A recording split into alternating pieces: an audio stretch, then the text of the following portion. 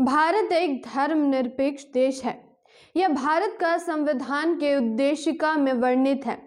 इस देश का संविधान किसी भी धर्म को मानने, अपनाने और उसका प्रचार प्रसार करने का अधिकार देता है, लेकिन धार्मिक कट्टर लोग इन बातों को नजरअंदाज कर इस देश को एक धर्म विशेष के नाम से जोड़ने की कोशिश में हमेशा रहते हैं।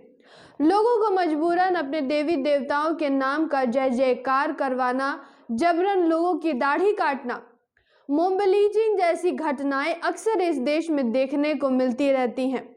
इन लोगों को ना ही संविधान का कोई डर और ना ही इस देश के शासन प्रशासन की कोई परवाह होती है और ये लोग हमेशा खुलकर इन अपराधों को अंजाम देते हैं। एक अहम खबर आप तक पहुंचाने के लिए मैं आकृति कुमारी MBN न्यूज़ नेटवर्क में आपका स्वागत करती हूं। कुछ घटनाएं फिर सामने आई है जहां हिंदू और हिंदुत्ववादी संगठनों द्वारा खुलकर मुसलमानों और अल्पसंख्यकों को नफरत भरे बयान दिए गए हैं और उनके नरसंहार का आह्वान भी किया गया है। बताते चले कि उत्तराखंड के हरिद्वार में 17 से 19 दिसंबर के बीच हिंदुत्ववादी नेताओं और कट्टरपंथियों द्वारा एक धर्म संसद का आयोजन किया गया था, जिसमें मुसलमान एवं अल्पसंख्यकों के खिलाफ खुलकर नफरत भरे भाषण दिए गए। यहाँ तक कि उनके नरसंहार का आह्वान भी किया गया था। कार्यक्रम के आयोजकों में से एक यति नरसिंहानंद ने मुसलमान समाज के खिलाफ भड़काऊ बयानबाजी करते हुए कहा था कि वह हिंदू प्रभाकरण बनने वाले व्यक्ति को 1 करोड़ रुपए देंगे। इसी तरह हिंदू युवा वाहिनी द्वारा बीते 19 दिसंबर को दिल्ली में आयोजित एक कार्यक्रम में हिंदुत्ववादियों ने खुलकर हेट स्पीच दिया और सुदर्शन टीवी के editor in chief Suresh Chavanke ने कहा था कि वह भारत को हिंदू राष्ट्र बनाने के लिए लड़ने, मरने और मारने के लिए भी तैयार हैं।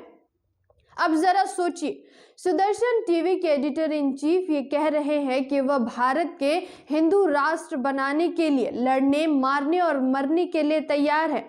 क्या सुरेश चव्हाणके जैसे लोग इस देश के संविधान को मानने वाले हैं? इनके भाषणों से तो साफ जाहिर होता है नहीं। दिल्ली और हरिद्वार में हुए हालिया कार्यक्रमों में मुस्लिम समाज के खिलाफ भड़काऊ बयान देने वालों के विरुद्ध कठोर कार्रवाई के लिए निर्देश देने की मांग वकीलों के संघ ने की है। इसके संबंध में सुप्रीम कोर्ट के 76 वकीलों ने मुख्य न्यायाधीश NV रमन्ना को पत्र लिखा है। उन्होंने पत्र में आरोप लगाया कि आयोजनों में दिए गए भाषण न केवल नफरत भरे थे, बल्कि एक पूरे समुदाय की हत्या का खुला आह्वान भी था। पत्र के अनुसार ये भाषण न केवल हमारे देश की एकता और अखंडता के लिए गंभीर खतरा है, बल्कि लाखों मुस्लिम नागरिकों के लिए भी खतरा पैदा करता है। वकीलों ने कहा कि इस तरह के भाषण पहले भी सुनने में आते रहे हैं और इसलिए इस तरह के आयोजनों को रोकने के लिए तत्काल न्यायिक हस्तक्षेप जरूरी है। PTI के रिपोर्ट के मुताबिक याचिका में कहा कि हालांकि ऐसा प्रतीत होता है कि राज्य के पदाधिकारी इस संबंध में पूरी तरह से विफल रहे हैं। याचिकाकर्ताओं ने पुलिस अधिकारियों के समक्ष उचित शिकायत दर्ज कराकर भी कदम उठाए हैं। याचिका के अनुसार कई अन्य सांप्रदायिक रूप से संवेदनशील भाषणों के खिलाफ पुलिस ने प्राथमिकी दर्ज नहीं की है और यदि पीड़ित व्यक्तियों ने प्राथमिकी दर्ज करने के लिए उचित दिशा निर्देश की मांग करते हुए मजिस्ट्रेट की अदालत का दरवाजा खटखटाया है तो मजिस्ट्रेट ने शिकायतों को खारिज कर दिया है।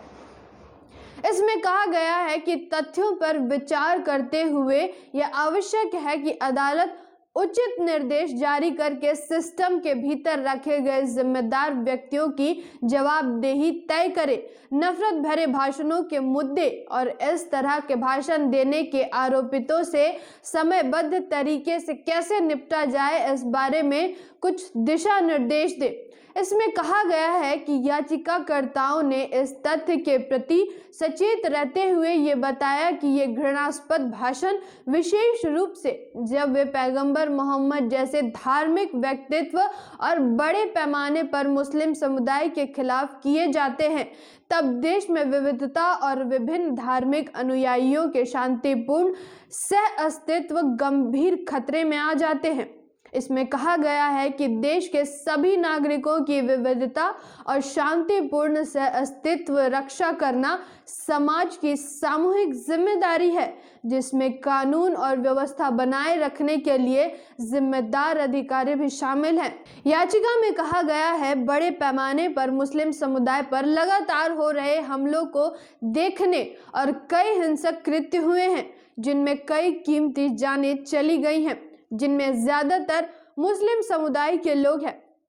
यह आवश्यक है कि अदालत याचिका में की गई प्रार्थनाओं पर उचित निर्देश पारित करने पर विचार करे, देश में शांति और अमन को बनाए रखने में अपनी अहम भूमिका निभाएं। फिर लौटूंगी एक महत्वपूर्ण विश्लेषण के साथ। जय संविधान, जय भारत।